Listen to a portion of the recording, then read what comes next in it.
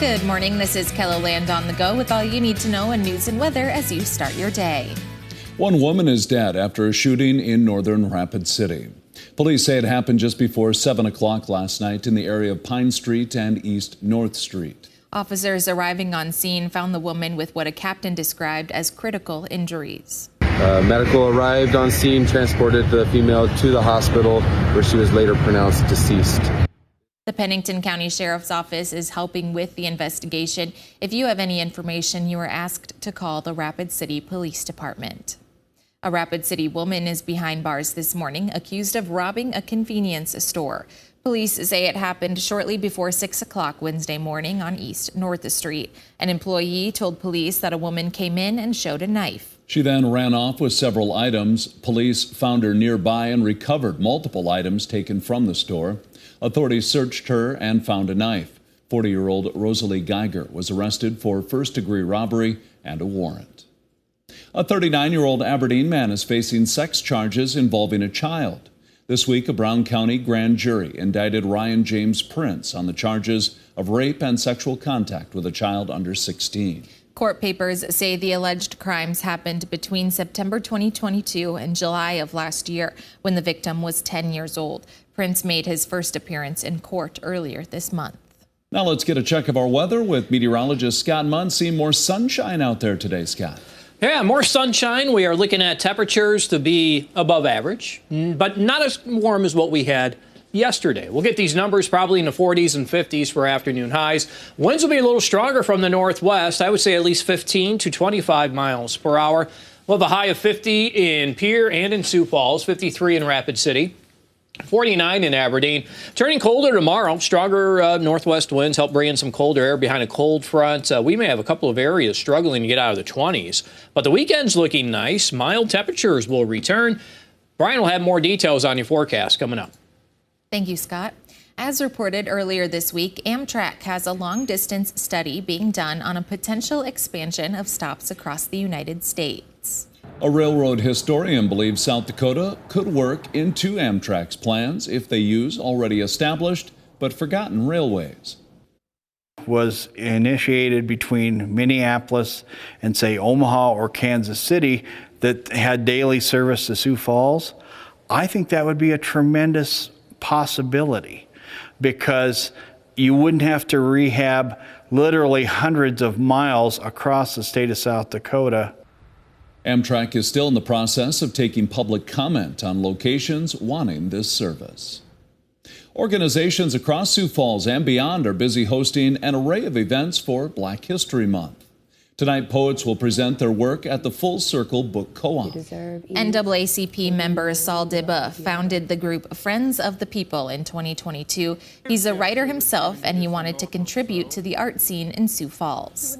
Seeing the landscape at the time, there wasn't a lot of opportunities with poetry readings and just poetry events in general.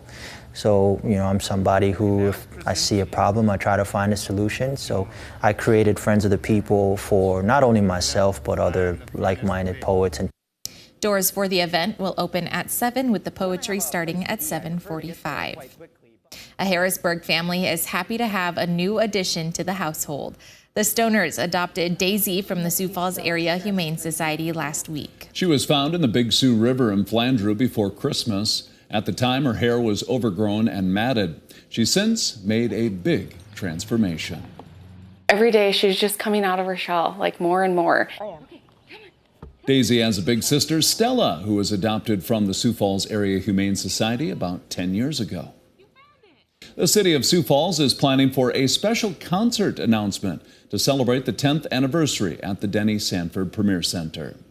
That's what Mike Cruson, ASM Global Sioux Falls General Manager, told Sioux Falls City Councilors. The announcement will come out on Monday.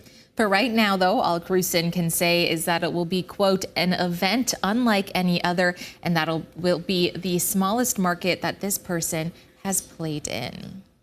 Well, that's a look at some of our top stories. Now let's get one last look at your weather with meteorologist Brian Karstens. Brian? All right, our weather update today, northwest winds picking up, and overall the weather trends are not as mild as they were yesterday, but still we're going to end up into the 50s, I think, in many locations in western South Dakota. Sioux Falls will just try to hit 50 later on today. Now the wind, yes, that's another player tomorrow. It'll be out of the northwest. It'll be strongest in western South Dakota. You can see on the forecast here as we get into your Friday morning, maybe a few more clouds to start the day. And we are noticing the pressure on this cooler weather across northeast South Dakota and much of the state of Minnesota. So we've already talked about that, but just want to reiterate the fact that the numbers are getting, I would say, trending a little bit colder. Sioux Falls even, if we can just get a little bit above 40, I would say that's probably about our max potential there on Friday afternoon. Now the weekend will turn around, of course, into the 50s for many of us, and then by Monday, look at that, 60s. Yes, a few locations in South Dakota could sneak into the 70s. But that's a day, and then you look at the next day after that. Well, Tuesday, wow. Now we've got a temperature contrast. We have some 80s showing up in parts of Kansas. Then in North Dakota, we're looking at highs somewhere between 0 and 10 above. Now, usually when we get a spread like that, there should be some stormier weather. There could be some rain and snow.